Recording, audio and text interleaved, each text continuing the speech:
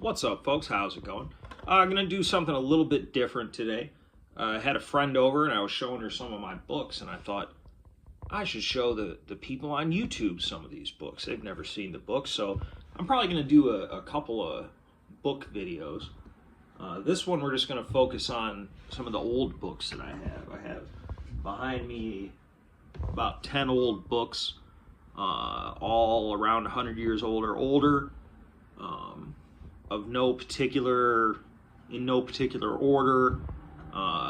These are all books that I've come across. Frankly, I don't remember all but two of them.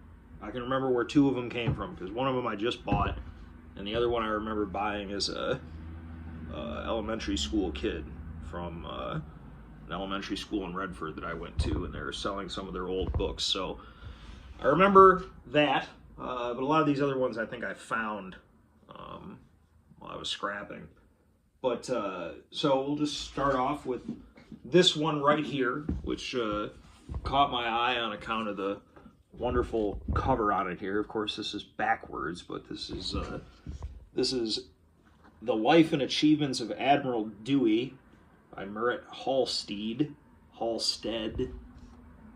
Okay. This book's in pretty good shape. This is The Life and Achievements of Admiral Dewey, the brilliant cadet, the heroic lieutenant, the capable captain, the conquering commodore, the famous admiral. One of the stars in the class at Annapolis, distinguished in tremendous battles on the Mississippi and the Atlantic, hero of Manila, loyal to duty, faithful to the flag, and true to friends. So obviously this is a rather positive biography on Admiral Dewey. Not that there's necessarily anything wrong with that, but copyrighted 1899 by H.L. Barber, Chicago, USA. So we're looking at 126 years old here. But this is a nice book that's got some cool photos and maybe lithographs and things. Some of them that the detail, I tried to make this video before and then I got a phone call, but I was looking at it and you can't really see what I can see in the they're very nice pictures for being over 100 years old, but there's certain things about them that I'm sure there's some sort of reproduction process that I'm unfamiliar with. Something about them that just seems, as they used to say in the old times, a bit queer. But I like this here. This is a full color photo here. And again, you probably can't tell with the camera, but it's whatever process you use to print this. It's like the color is off. It was like a multi-stage process, obviously, because this was 1899. It wasn't done on a fucking laser printer. That's kind of cool. I like flags anyway. This is the above is a miniature reproduction in the original colors of the battle flag of the Filipino insurgents. It was presented to the author by the head of the Filipino insurgents in the summer of 1898 when he interviewed him as part of this book here. There's the first picture is the author and Admiral Dewey together. So it's kind of cool, you know. It's not overly, what would you say, academic. It's very much pop history. Not that there's anything wrong with that. Again, I don't think you'd be able to tell, but there's something about the figures and the way it just seems off to me. I don't know what it is. Not that there's anything wrong with it. I can't put my finger on it. That's an interesting one. Again, nice cover there. Looks cool. 126 years old. That's one I don't remember where I got that from. I probably found it. This one, again, you're not going to be able to read that. Recent Political Thought by Francis Coker. This is part of the Century Political Science series. I don't know if this is intended as a textbook. It doesn't say that, but I mean, the person that had it before has put a lot of notes in it and stuff. But this is like I said, Recent Political Thought by Francis W. Coker, professor of government, Yale University. How recent? Copyright 1934.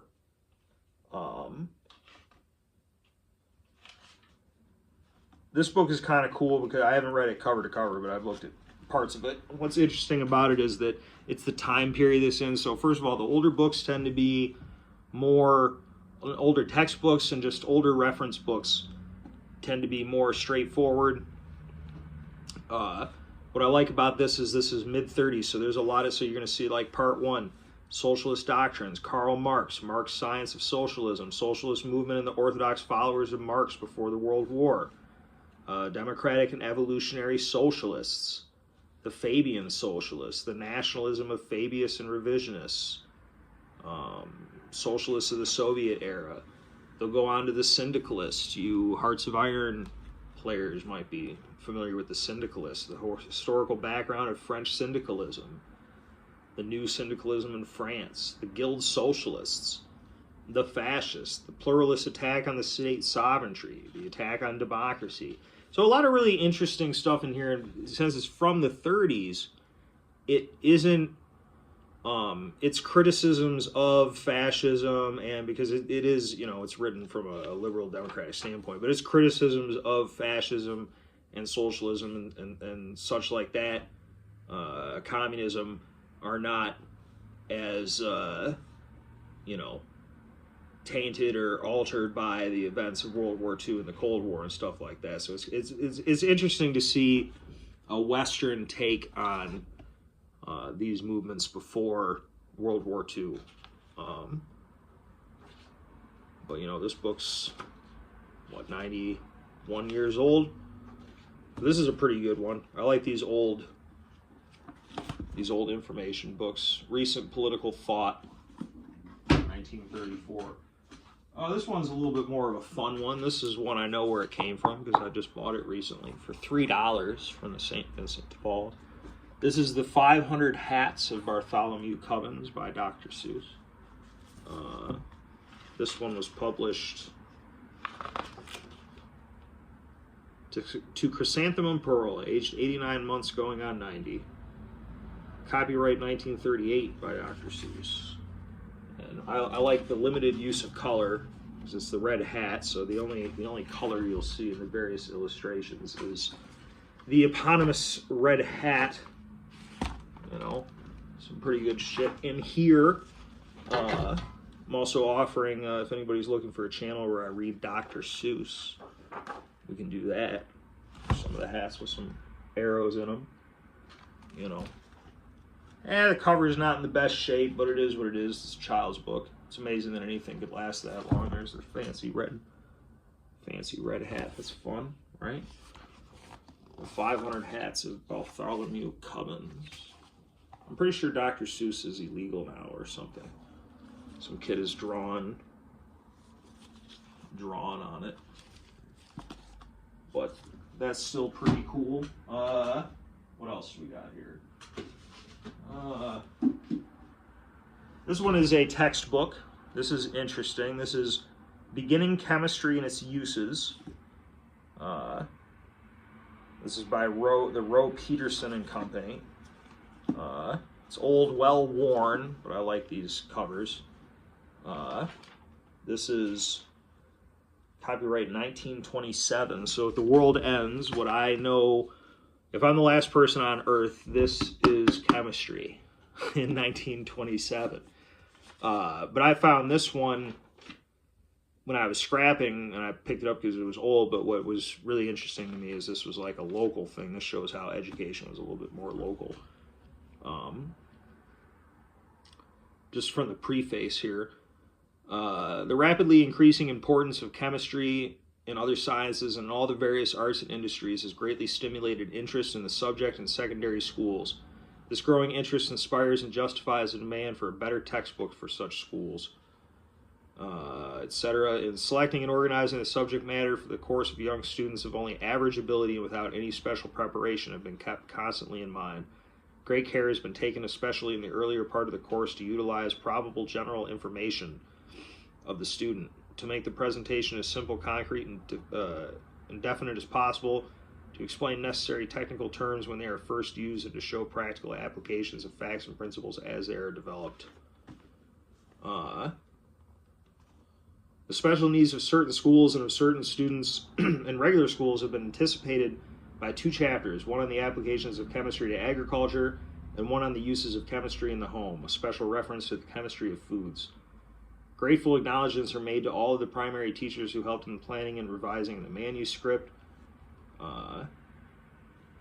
You have various people from, these are all local, Associate Professor, Northwestern University, Lane Technical High School, Inglewood High School, Northwestern High School, Detroit, and the following companies for photograph. You got the AC Sparkplug Company, Bakelite Corporation, Corning Glass Works, Champion Porcelain Company, Chemical Construction Company, Detroit Sulfite Pulp and Paper Company, Detroit Water Board, E.I. DuPont de Nemours and Company, Ford Motor Company, Inland Del Rey Company, the Procter & Gamble Company, Swenson Evaporator Company, Texas Gulf Sulfur Company, and the Vulcan Iron Works. Detroit, Michigan, June 1927. So it's kind of interesting how the various, this is kind of put together by various local public and secondary school teachers and funded partially by local business interests. Again, this is a textbook. But what's cool about look how small it is. Like how you can actually interact with this in a reasonable fashion. It has all the information in here. You know, this was heavily used, so there's lots of notes in it. But yeah, it's a chemistry textbook. It's cool. Silicon and boron. The abundance of silicon. So far as concerned, abundant silicon ranks next to oxygen amongst the elements. You know, they got little pictures. This was probably used for, there's no other dates on it, but like I said, 1927, so that's interesting. I'll always take an old textbook, local textbook, talk about making education local again. So, oh, that's dope. So, Appendix Table 6, Comparative Cost of Metals for 1926. Aluminum per pound, 28 cents. Antimony, 21 cents. Arsenic, 45 cents. Bismuth, 350. Iridium, 260. Platinum, 120 per ounce. That's cool. Silver, fine, 66 cents per ounce. What's that adjusted for inflation? We're going to do a sidetrack. We're in an inflation calculator. We're going to go... Come on. 1926. 26. 66 cents. Calculate. 1170. So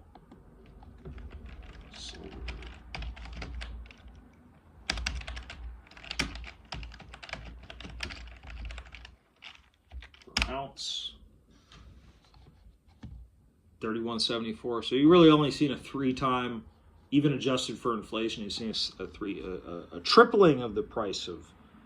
They have gold. They don't have a gold pure per ounce. 2067. 1967. So 1 ounce of gold in 1926 was $20.67. Which would be the equivalent to $366. So then you can see really the loss of your purchasing power when they separated the gold from the money. Because what's the price of an ounce of gold today? Ounce gold. Oh, we're looking at $27.73. So yeah, that's pretty good. So yeah, lots of it. That's interesting little tidbits of information here. Pressure of water vapor or aqueous tension. There's lots of cool tables in these, useful things that even a retard like me can sort of understand how they might be usable. So, beginning chemistry and its uses. Let's see here. This is an Introduction to American Government, the National Government, 6th edition, the Century Political Science series. This is from the same series as this other, the Recent Political Thought. It was the year. Introduction to American Government, 6th edition, thoroughly revised by Frederick A. Ogg, political science professor, University of Washington, and P. Orman Ray, political science professor, University of California. Copyright 1938. So similar vintage. And again, this is a textbook. This one has been not written in as much, but just a textbook, but a very straightforward textbook about U.S. government. They should probably have this like in school, you know, in the public schools now. It's not overly, it doesn't say whether it's what it's intended for high school or whatever, but I think this would be a good thing for the kids nowadays to see here.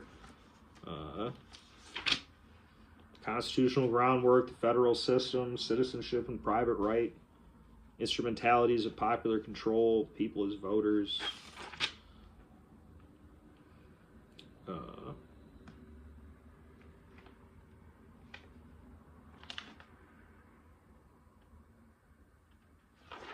So yeah, this is pretty cool textbook.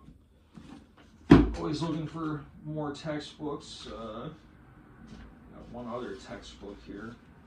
Some of these I get because I'm amused by the irony of modern biology. This was like a high school level textbook, and based on what I've read in here, I didn't find this in Flint, but it came from Flint. Okay, at one point in time, people be writing in it a lot. But this is from Gregor Mendel edition of Modern Biography, Henry Holt and Company. And this is a little bit bigger of a textbook, but still a reasonable, dealable with textbook. Not these massive fucking... Copyright 1960, and this was in Flint Public Schools, so they used this for a long time. It's got one really interesting... They really went all out with the... For some reason, somebody put a Virgin Mary tag in here, but they got the frog layers here. That's what's cool about these old books. You get, this is a Merry Christmas Rita from Sister M so-and-so. It doesn't have a year. So maybe it wasn't in Flint Public Schools. It might have been in a Flint Catholic school. But yeah, you got a little frog. That's fun. But yeah, modern biology. So again, World Ends. This is 1960 modern biology, bro. If I'm the last one, oh yeah, and you got, dude, you know, we didn't have anything fun like that in our textbook. I don't remember ever having a fun flippable translucent person. That's pretty good, I think, for 1960, right? I don't know, kind of fun. Again, this was heavily used, as you can see in the back. Somebody wrote Ron many times on here, and then somebody crossed it out. There's many Rons here. So you can learn about the horned toad on page 369 and 370 right here in the Gregor Mendel edition of Modern Biology from 1960. So that's kind of cool. Always keep these books. Always keep these books. This is one of my favorite ones of these. It's called Milestones. This is like a, I guess you could call it like an encyclopedia. It's like a variety book. It's like a book of things of interest. Milestones. Bonus piece here. This is Milestones of History, Literature, Travel, Mythology, Sculpture, and Art Illustrated. Elliott and Breesley, Chicago and Philadelphia, 1887. So it's like it's got a little bit of everything. It's got shit about, you know, this is about fairies. It'll have poems about it. It's got Things about it. So this is all about Italy and Sicily. You know, there's just all this, you know, and they'll talk about paintings. You got the Plowman, you know, and then there's like poems. So there's a lot of old poems in here. Drawings, lithographs. And this one's in really good shape. I don't think anybody ever really looked at it until I got my hands on it. You know, but there's lots of cool illustrations on it. This one's well over 100 years old. Voices from the Tombs. Address to the Mummy in Belzonti's exhibition by Horace Smith. And thou hast walked about, how strange a story, in Thebes street 3,000 years ago, when the Memnonium was all in its glory, and time was not begun to overthrow, those temples, palaces, and piles stupendous, of which the very ruins are tremendous. Speak, for thou long enough hast acted dummy, thou hast a tongue, come, let us hear its tune. Thou art standing on thy legs above ground, mummy, revisiting the glimpses of the moon, not like their ghosts or disembodied creatures, but with thy bones and flesh and limbs and features. A bunch of strange stuff. It's a very long poem the guy's got in here, but it's, you know, of interest. Milestones. The cool cover there. Milestones illustrated. And with this one, it came with, unrelated to the book, but this was an old, I think these books are cool.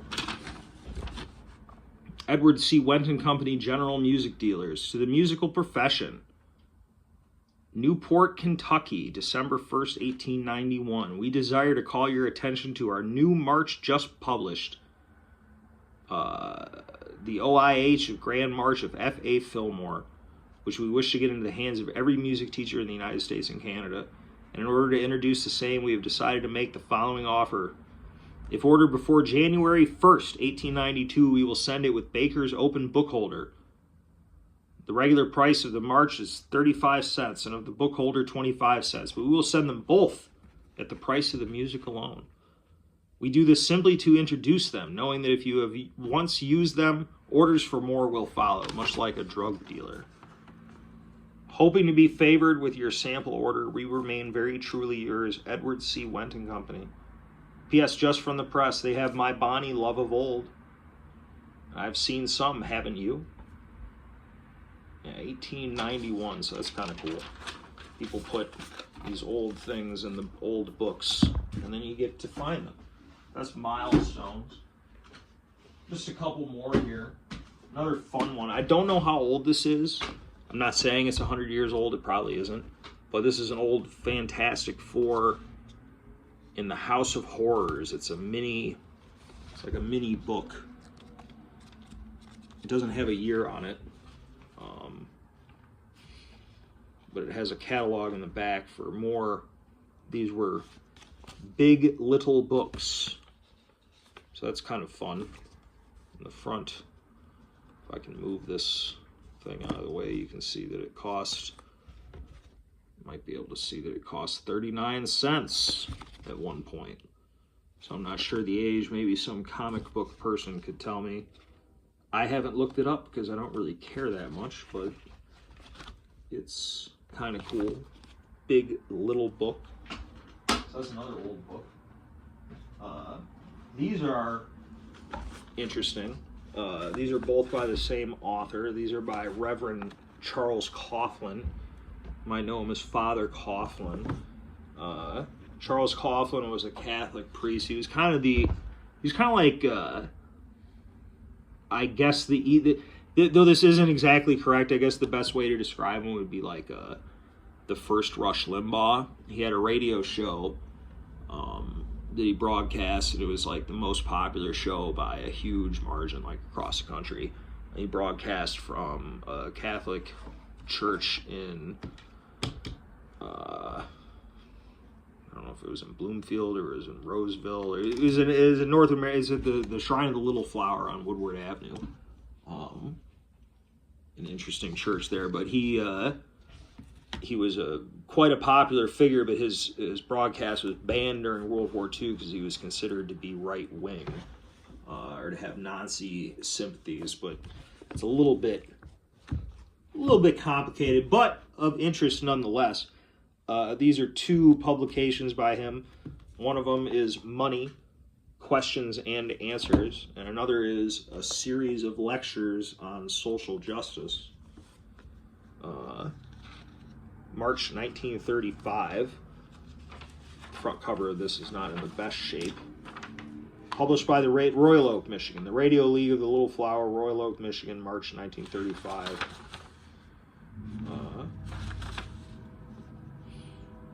So this is a collection of like his radio things here. Coughlin was in some ways a National Socialist, I would say. This is a letter that was enclosed with the book. Dear my friend, while apologizing for the necessary delay, which was totally unavoidable, I am sending the book which you requested together with my personal greetings. Those who advocate social injustice have yet failed to attack the principles which I have expressed in the 16 points which are outlined in this book. He had a 16-point series of social justice positions. Now, as a favor to yourself and to your fellow citizens, and especially to your young relatives, I want you to plan meetings of your friends in your own home to discuss these lectures. Are you with me in arranging these social justice meetings? April 1935. I like these old letters, a series of lectures on social justice. It's one of those things that you need to read it without, like, just if you could read. If I didn't tell you who this person was and you read it, you'd probably have a different feel on it than with the information I already gave you. A lot of things are like that, and this is specifically about money. Though he was a Catholic priest, his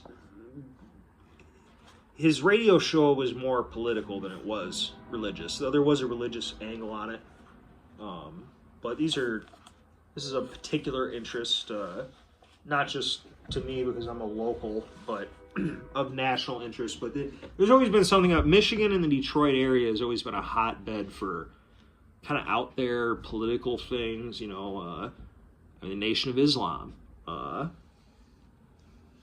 Malcolm X, well, not Malcolm X, but Nation of Islam, Elijah Muhammad, and all that shit was there.